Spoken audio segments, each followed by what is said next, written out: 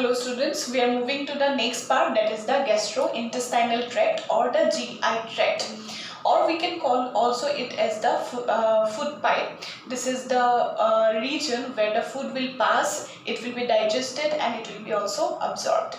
So here we are discussing only the structure. So in this structure we will discuss only about the different parts to be called, to those parts, the lengths we will see, and the functions we will discuss later, that what type of cells are present, what type of enzymes it is going to secrete, all of these things we will discuss later. So first of all, in the gastrointestinal tract, from where it will be started? It will be started from the esophagus, right? So what I said, this esophagus, right? So this esophagus, it is going to have one opening, a flap-like structure. What is that flap called? This flap is called as the gullet, right? So this is the gullet from where the food pipe will be started, right? So it will open into a circular muscle. We will discuss it later. So first of all, if you see the esophagus, so this is the esophagus, right? So what is the esophagus? This is around 20 to 25 centimeter long. So this esophagus, which is going to have three parts. What are the parts? See, first part, this is the pharyngeal part. We will call this is as the pharyngeal part. Then after that, this part, this will be known as the thoracic part. And after that, the next part, this part is called as the abdominal part. Okay, so this esophagus, which is going to have the three parts, pharyngeal part, thoracic part and the abdominal part. This food pipe or the esophagus, this is present just behind the windpipe. Windpipe is present here, just behind the windpipe here we are going to have the food pipe. So this is also present behind the heart also. It pierces through the membrane, the characteristics of mammals. Already we know this is the presence of the diaphragm. Okay, so this diaphragm will separate the food pipe from the, this will separate the thoracic region and the abdominal region. So here in this regions actually, okay, suppose this part will be the diaphragm. Okay, this is the diaphragm. Okay, so above the diaphragm we have the thoracic part and just below we have the abdominal part. So this part is the abdominal region of the this esophagus, right? And this is the diaphragm. Okay, diaphragm separates the thoracic cavity with the abdominal cavity, which is specifically, characteristically, it is present only in case of the mammals. Remember that. So in this part, what we have to see, that this food pipe, this is around 20 to 25 centimeter long, which have the three parts, pharyngeal, thoracic and the abdominal region. So pharyngeal part, this is the voluntary part. Okay. So why it is voluntary? Because one type of muscle is present here. This is the skeletal muscle, right? Next one, thoracic region, it is both voluntary and involuntary. That means here we have both the skeletal muscle as well as the smooth muscle. As it is going to have both the skeletal muscle and the smooth muscle, so that's why it is both voluntary and involuntary. Okay, and if you see the abdominal part, this abdominal part of the esophagus, this is purely, it is going to have only the smooth muscle. Okay, so as it is going to have only the smooth muscle, so that's why it is only involuntary in nature, right? So this is the food pipe or the esophagus. That esophagus is the part or the pathway from where the food will pass from the buccal cavity to the pharynx and from pharynx to the food pipe.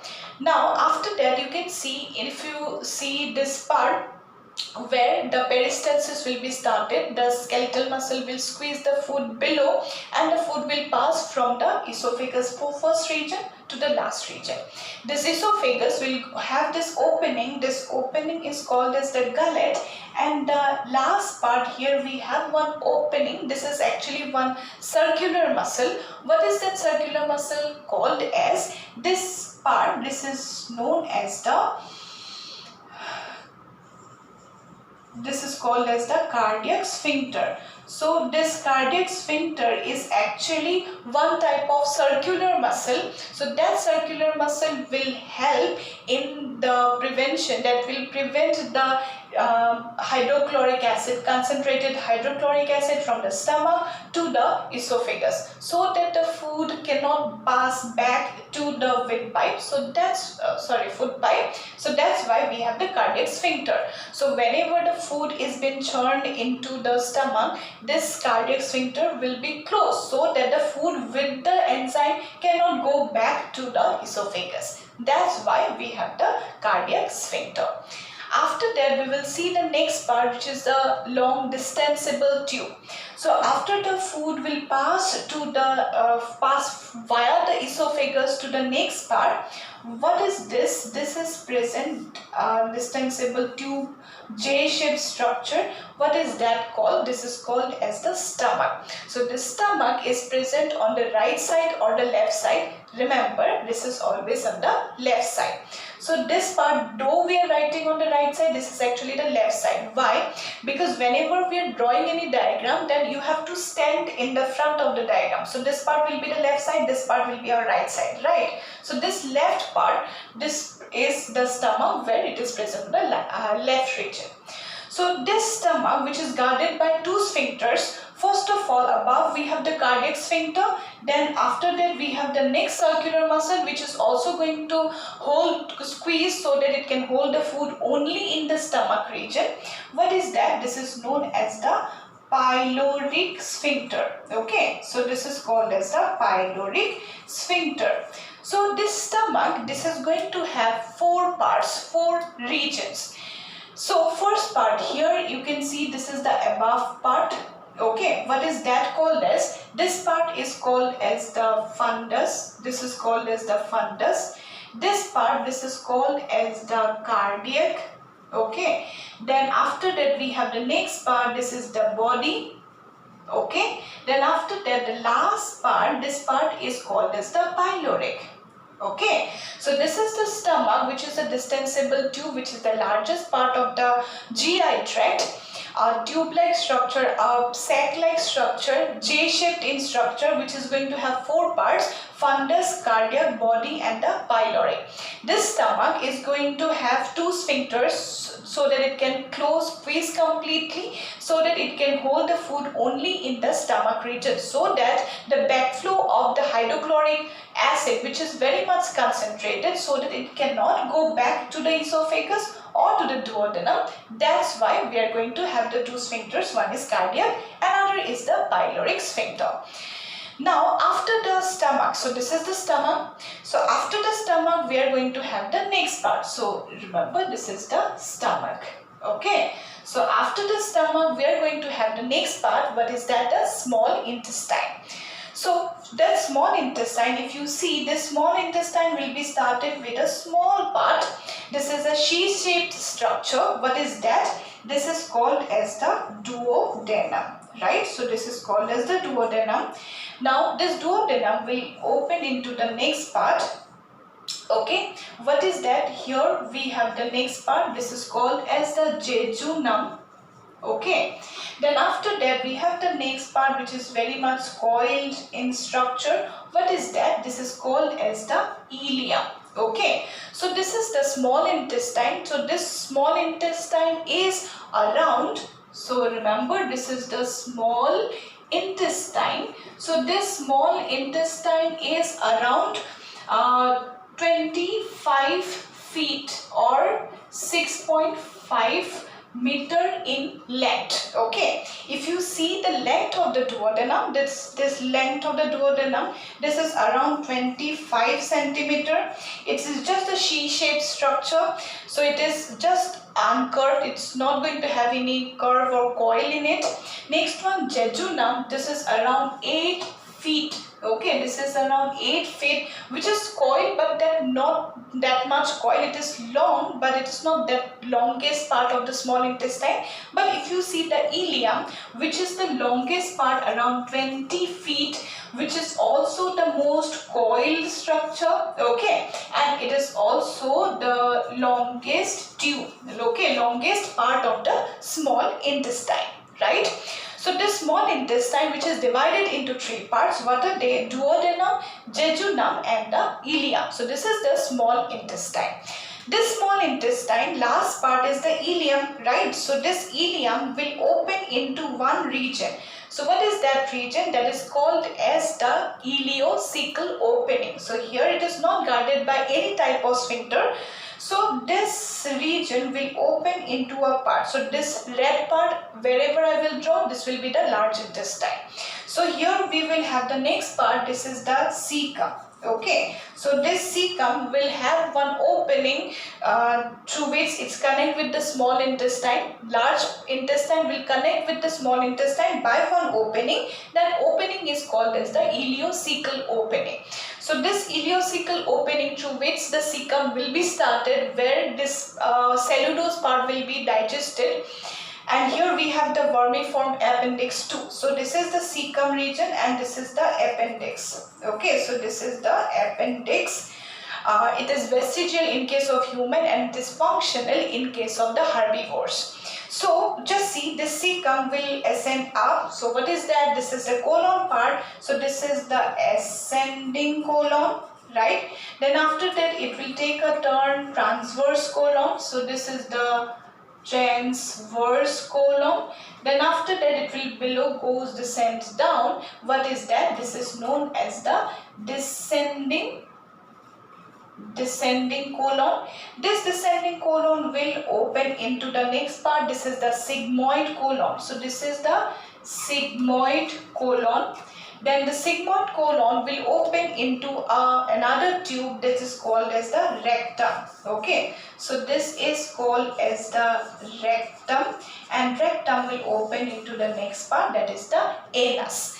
So this is the rectum.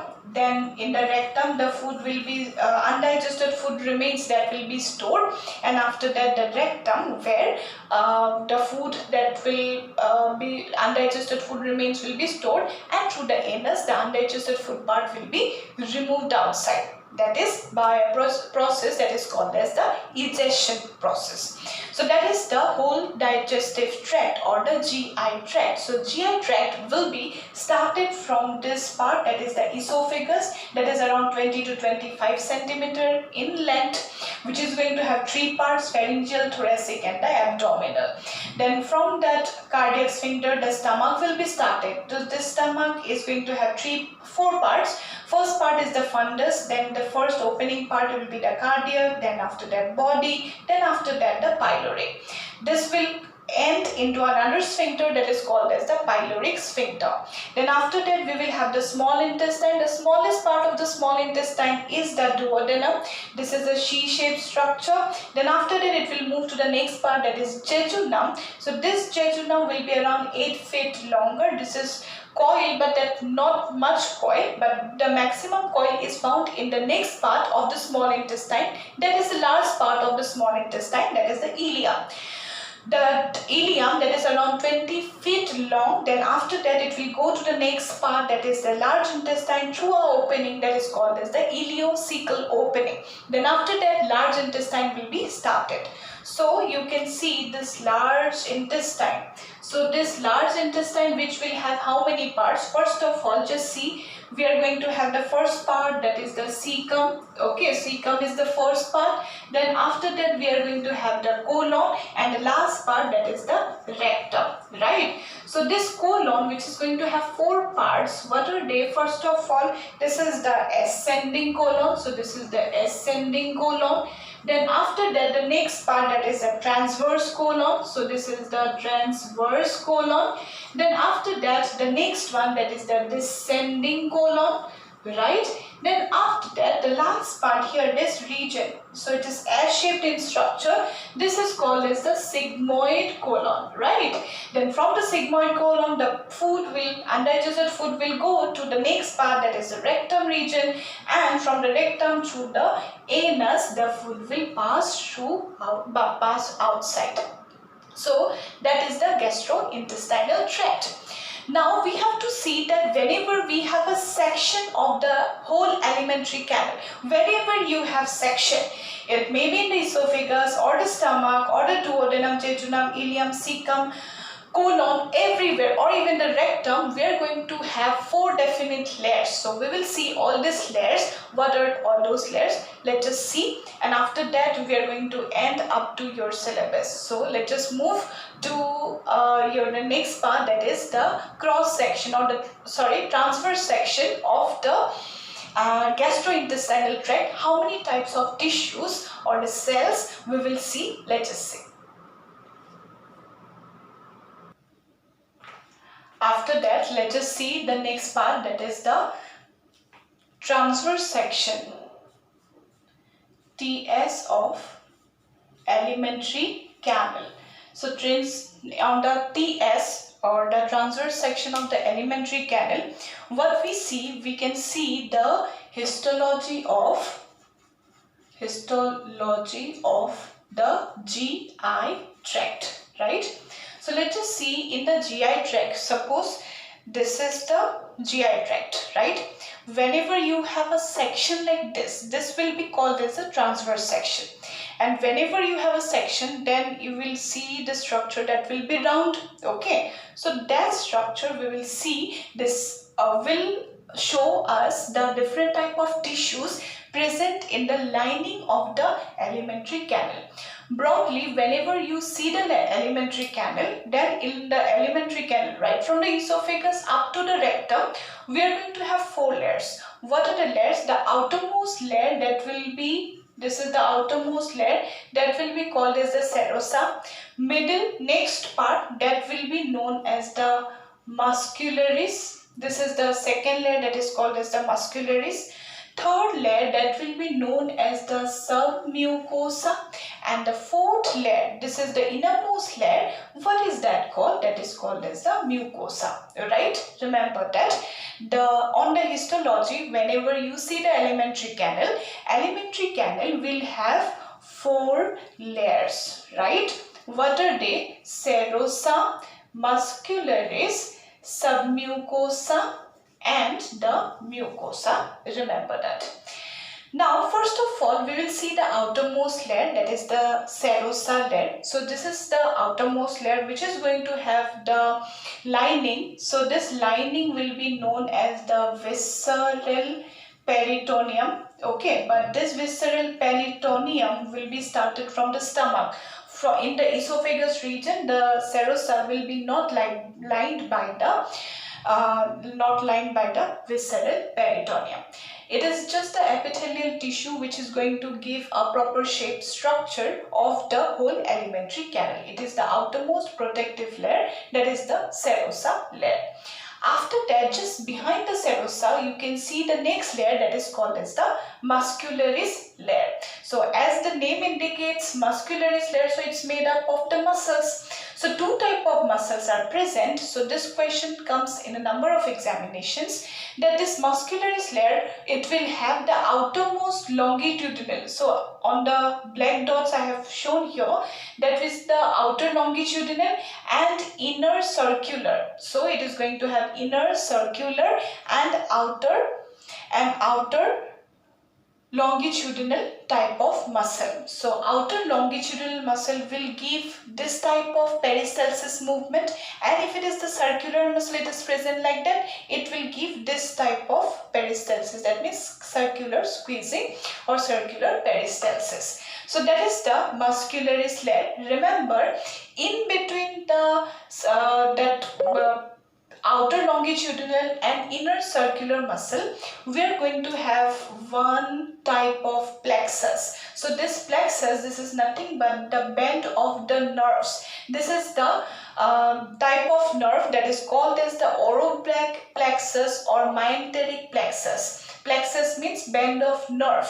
So this bend of nerve will maintain basically in the peristalsis movement, so that peristalsis, you know, that passage of food that move from the esophagus to the stomach, irrespective of your plane. Suppose you're upside down, then you drink, then also the food will go down towards your stomach. It's not like that it's according to or along with the gravitational force the food is going downward. It's not like that. If you're upside down also, the food will go into the same passage. Why this is happening? Because of the peristalsis movement. And how the peristalsis will occur?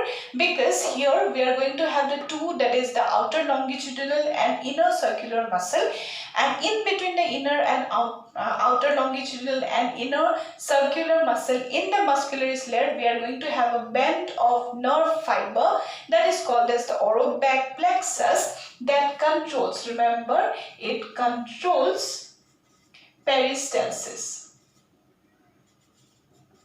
Right, remember that. Now the next layer, you can see the next layer, what is that? That is called as the submucosa. But whenever you see the lining, first part, that is the submucosa, in between muscularis and submucosa, we are going to have the next plexus. So this is the muscularis, this is submucosa. In between the muscularis and the submucosa, we are going to have the next plexus, that is once again a band of nerve that is called as the Meissner's plexus. So this Meissner's plexus that will actually cause, or it will control the squeezing of the intestinal mucosa. That means it will help in the, it will control the release of secretion of intestinal glands. Okay, so it will control the release of the secretion. Different type of glands are present, so those glands will able to release its secretion whenever it gets any stimulation. So how it will get the stimulation? By the Meissner's plexus. Remember that. Now after the Meissner's plexus, you can see the submucosa. What that submucosa basically is made up of? Submucosa is richly supplied with the connective tissue. This connective tissue will have the blood vessel, it will have the lymphatic vessel, it will have the nerves. So blood vessel, both arteries, veins, then it will have the lymphatic vessel that will be present in the submucosa. Normally in the submucosa we don't have the glands, but there is one specific gland that is called as the Brunner's gland. That Brunner's gland is present in the duodenum in the region of the submucosa. Normally the submucosa will have the connective tissue only. That means it is going to have blood vessels and lymphatic vessels, and along with that nerves are also present. But this submucosa will have one gland in the duodenum region. The name of the gland is the Brunner's gland. Remember that. So whenever we will discuss the gland, I will tell you once again all about it. So here we are not discussing about any of the glands. In the next video, we will see all of the glands. So this is the submucosa, which is going to have the blood vessels and the lymphatic vessels. In between the muscularis and the submucosa, we are going to have one specific type of plexus that is called as the Meissner's plexus. This Meissner's plexus will control the secretion from the intestinal glands. Now after that we will have the last layer. What is the last layer? That is called as the mucosa. This mucosa will have the villi in it. Villi means, you can see this finger-like projection that is present in the small intestine, that is called as the villi. So this villi will help in the absorption.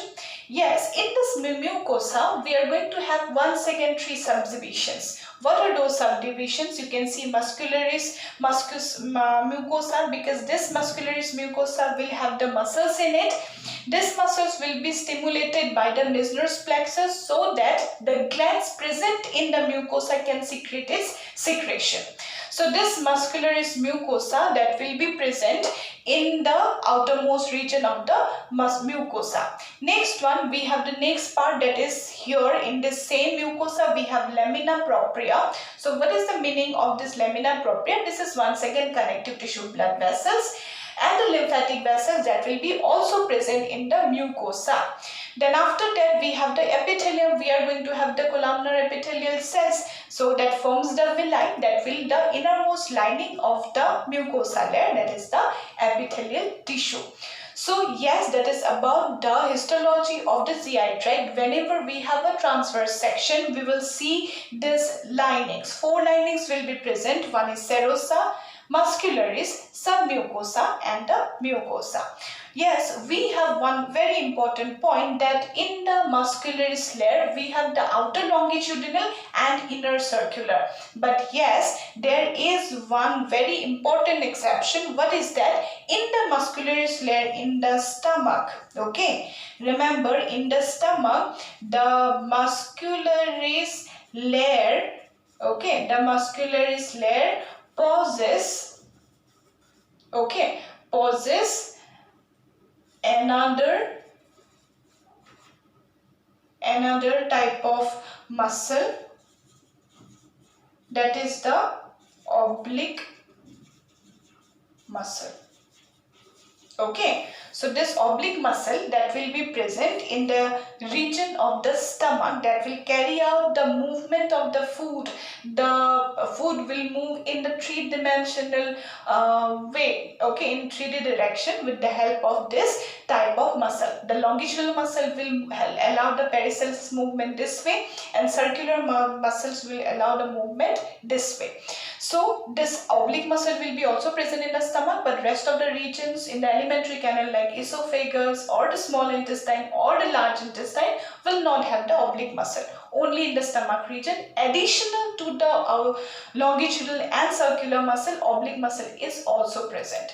Now after that we have the submucosa. Submucosa is basically made up of the connective tissue, blood vessels and the lymphatic vessels, and the innermost lining, that is the mucosa, which have the muscularis layer, lamina propria and the epithelium. So that epithelium will form the villi-like projection in the stomach region, which help in the ingestion, in the absorption of the food.